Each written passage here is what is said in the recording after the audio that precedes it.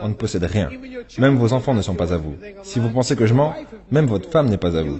Vous mourrez et revenez une année après et allez dormir dans votre chambre à coucher et vous verrez si votre femme est toute seule. Que vous ayez 20 ou 30 ans et qu'on parte du principe qu'il vous reste 60 ans à vivre. Cette vidéo et le discours de Mohamed Ali va vous faire réaliser qu'en réalité il vous reste beaucoup moins. Mais également que le temps qui vous reste est inestimable. Et à la fin de cette vidéo, on aura une petite compile des meilleurs combats de Mohamed Ali, juste pour le kiff.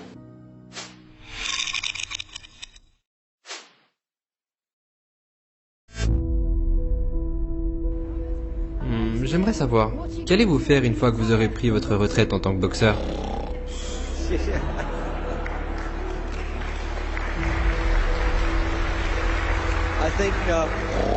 think he's probably taking the last count at the moment. I'll do my best to wake him up. Juste dormir. C'est tout ce que je ferai. Non, quand je prendrai ma retraite, je ne sais pas vraiment. J'aimerais dire quelque chose ici. Et ça vous fera peut-être tous réfléchir. La vie n'est pas très longue. Disons que la personne moyenne ici a 30 ans. Si vous avez 30 ans, vous avez été éveillé et actif environ 7 ans. Comment puis-je le prouver? Ajoutez toutes les 7 à 8 heures que vous avez dormi par nuit pendant 30 ans.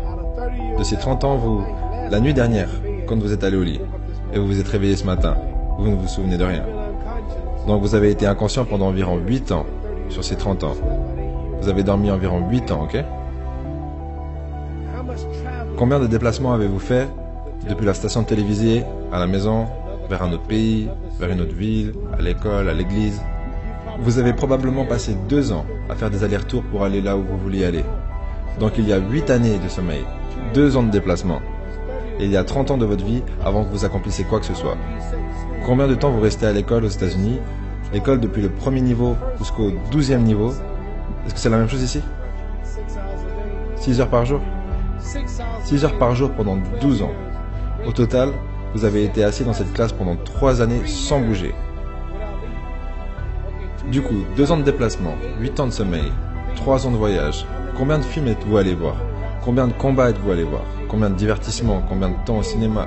À regarder des films, des concerts, des matchs de baseball? Ça fait probablement 2 ans de divertissement.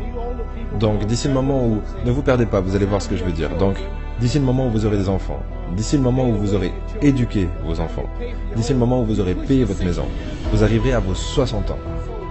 Donc, la vie est très courte. Et quand vous ajoutez tous vos voyages, toutes vos heures de sommeil, d'école et de temps à vous divertir, vous avez probablement passé la moitié de votre vie à ne rien faire. Donc, ce que j'essaie, j'ai 35 ans. Et dans 30 ans de plus, j'aurai 65 ans. À ce moment-là, nous n'avons plus d'influence. On ne peut plus vraiment rien faire à 65 ans. Ta femme pourra confirmer. Donc, ce que je suis en train de dire, c'est que quand vous avez 65 ans, il n'y a plus grand-chose à faire. Donc, dans 30 ans, j'aurai 65 ans. Et durant ces 30 ans, je vais devoir dormir 9 ans. Je n'aurai pas 30 ans à la lumière du jour. Je dois voyager en dehors des États-Unis. Tous ces voyages, ça fera probablement 4 ans de voyage pour les 30 prochaines années à venir. Environ 9 années de sommeil. Télévision, film, divertissement. Ça fera environ 3 ans de divertissement. Donc à travers ces 30 ans, j'aurai environ 16 ans pour être productif. Donc c'est de cette manière qu'on peut décomposer la vie de chacun. Qu'est-ce que je vais faire ces 16 prochaines années? Quelle est la meilleure chose que je puisse faire? Du coup, la réalisation qu'ils nous apportent est bien pire que ce qu'on peut concevoir. Parce qu'à cette époque, ils n'avaient pas le iPhone X. Et à cette époque, du coup, le temps qu'ils perdaient était bien moins conséquent que le temps qu'on perd au jour d'aujourd'hui. Et c'est pour ça que j'ai envie de partager une application avec vous. J'y gagne rien du tout. Le but, c'est vraiment de vous apporter un maximum de valeur.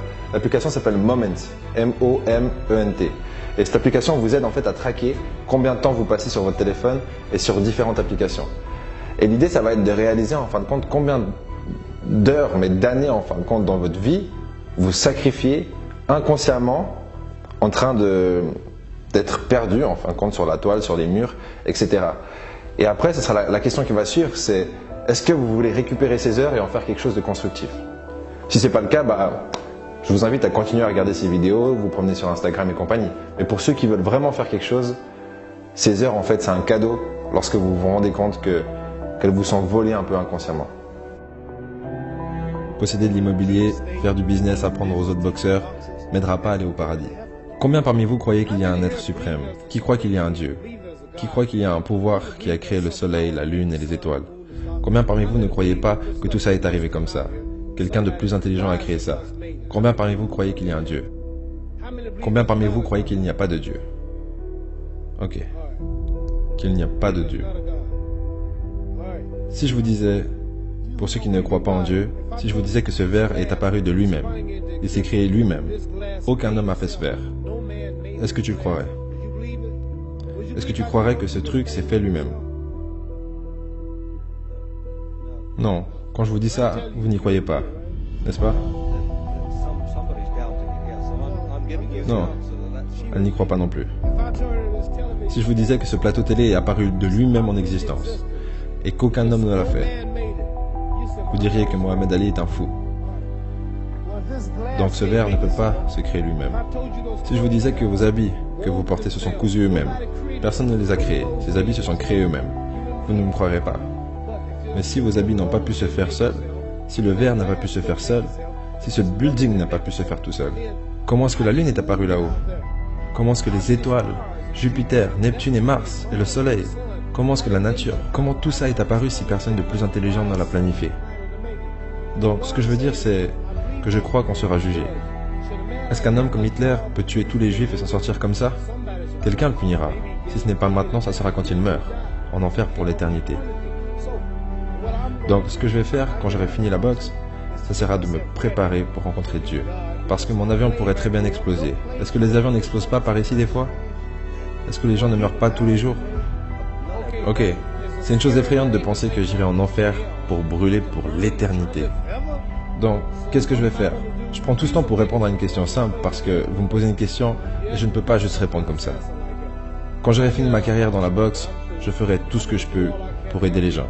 C'est pour ça que je suis ici aujourd'hui avec Johnny Walker, ce pauvre homme qui est venu jusqu'aux États-Unis. Et il y a plusieurs gars qui ont besoin d'argent. Et quelqu'un m'a appelé pour que je vienne les aider. Dieu me regarde. Dieu ne me fait pas d'éloge parce que j'ai battu Joe Frazier. Dieu n'en a rien à faire de Joe Frazier. Dieu s'en fout de savoir que l'Angleterre, l'Amérique est riche. Tout est à lui. Il veut savoir comment est-ce qu'on s'aide les uns les autres. Comment est-ce qu'on s'entraide. Donc, je vais dédier ma vie pour utiliser mon nom et ma popularité, pour aider des associations, aider les gens, réunir les gens. Les gens s'envoient des bombes à cause de leurs croyances religieuses. On a besoin de quelqu'un dans le monde pour aider à établir la paix. Donc quand je meurs, s'il y a un paradis, je veux le voir. Parce qu'on vit combien de temps? 80 ans?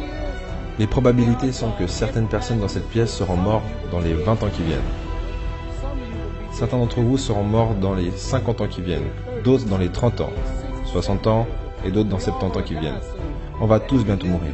Et disons que vous vivez 125 ans, ce qui n'arrive pas. N'est-ce pas? Disons que nous vivons 250 ans et que vous pouvez avoir du sexe pendant 125 ans. Vous arriverez de toute façon à la fin après ça. Mohamed Ali croit en ce qu'il croit. Moi personnellement, ce qui m'intéresse le plus, c'est la proximité qu'il entretient avec la mort. D'ailleurs, sur une autre des vidéos qu'on a sur la chaîne YouTube, Steve Jobs parlait également de la mort. Et ce qui m'intéresse encore une fois, c'est la relation qu'ils entretiennent avec la mort. Quand vous regardez un peu autour de vous, la plupart des gens vivent en ignorant le concept de la mort, en ignorant le fait qu'ils vont bientôt mourir. Et qu'est-ce que c'est bientôt? C'est de toute façon plus tôt que ce qu'on voudrait. Et en fin de compte, c'est pas forcément de leur faute parce que la langue française elle-même sépare ces deux mots, la vie, la mort. Alors qu'en réalité, c'est le recto et le verso de la même pièce. On pourrait même créer un mot qui dirait la vie-mort, parce que c'est vraiment une chose en soi. Et quand vous vous rendez compte qu'en fait ces deux choses sont attachées et que vous vivez en réalisant que chaque minute qui passe vous rapproche de la mort, cette limitation, en fin de compte, valorise la vie et la rend bien plus précieuse. Donc, on a environ 80 ans sur cette terre. C'est un test pour voir si nous passerons notre vie en enfer ou au paradis. Ce que vous vivez maintenant n'est pas la vraie vie. Votre vrai vous est en vous. Votre corps vieillit. Allez voir dans un miroir. Vous allez perdre vos dents, vos cheveux vous abandonneront, votre corps fatiguera, mais votre âme et votre esprit ne mourront jamais. Ces choses vivront pour toujours. Donc votre corps est juste une maison pour votre âme et votre esprit. Dieu nous teste pour voir comment est-ce que l'on vit, comment est-ce que l'on se traite, pour ensuite que l'on puisse découvrir notre vraie maison au paradis. Donc toutes ces choses physiques ne dureront pas très longtemps. Donc ma voiture, ce building sera toujours ici lorsque l'homme qui l'a construit sera mort. Il y a beaucoup de rois et de reines d'Angleterre, ils sont tous morts. Après le roi actuel, un autre suivra. Donc on ne restera pas là, nous sommes juste des occupants. On ne possède rien. Même vos enfants ne sont pas à vous. Si vous pensez que je mens, même votre femme n'est pas à vous.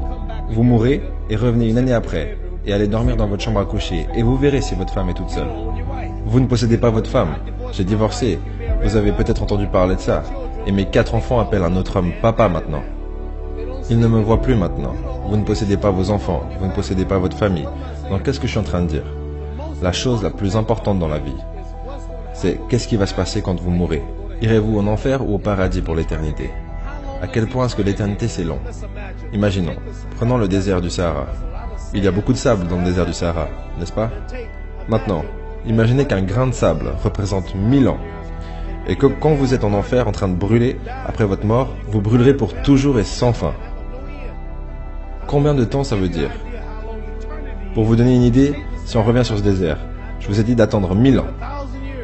Et tous les 1000 ans, vous prendrez un grain de sable, jusqu'à ce que le désert soit vide. Ok? Attendez 1000 ans, prenez un grain de sable.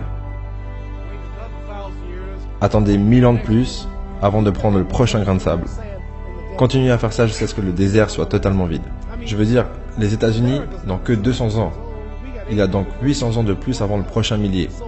Donc moi, ça me fait juste peur de savoir que je peux mourir un jour et aller en enfer. Je suis dans un avion qui pourrait exploser. Je suis toujours en train de voyager. Et de devoir aller en enfer et que Dieu me juge. La police, par exemple, je pourrais tuer des gens, je pourrais voler des gens. Les autorités ne pourraient ne pas m'attraper. Le FBI, Scotland Yard ne m'attraperont peut-être pas. Mais quand je mourrai, quelqu'un me regarde et garde ses comptes. Et je ne pourrai pas m'enfuir. Et je brûlerai pour toujours et à jamais. J'irai au paradis. Donc, qu'est-ce que je ferai quand j'aurai fini la boxe? Je n'ai que 16 ans pour être productif. Donc, je vais me préparer à rencontrer Dieu et aller au meilleur endroit. Ça fait sens? Bouddha avait compris que l'état naturel de l'être humain était souffrance. Et parmi les éléments qui génèrent cette souffrance, il y avait l'attachement. Et Mohamed Ali est libre de cet attachement, ce qui lui permet d'être Mohamed Ali. Parce qu'en fin de compte, il n'est pas en train de compter tout ce qu'il a perdu ou tout ce qu'il pourrait gagner. Il est simplement surprésent. On voit même pendant cette interview qu'il est plus que présent. Et la place et l'influence qu'il a est juste incroyable pour cette raison. Du coup, pour moi, c'est clairement un des éléments dont j'essaie de m'inspirer de Mohamed Ali. Oh, là, je m'emballe. Le moment fatidique est arrivé, on va voir une petite compile du jeu de jambes de Mohamed Ali. Mais avant ça, j'ai envie de remercier toute la communauté Argent Entrepreneur. C'est juste incroyable. Quand je regarde mon Intel, toutes les 10 secondes, il y a un nouvel abonné. La chaîne grandit comme pas possible. Et ce qui me fait plaisir, c'est pas le nombre d'abonnés, mais c'est de savoir qu'on a un impact, que ces vidéos plutôt ont un impact pour vous et qu'elles vous aident dans votre vie au quotidien. Ceux qui veulent le livre Motivation, Kit de survie, Tuer le confort, votre vie en dépend, c'est dans la description. Si vous avez aimé la vidéo, un pouce en l'air nous aidera à développer cette chaîne YouTube pour vous. Et comme promis, on va découvrir sans plus attendre cette petite compilation pour le divertissement uniquement.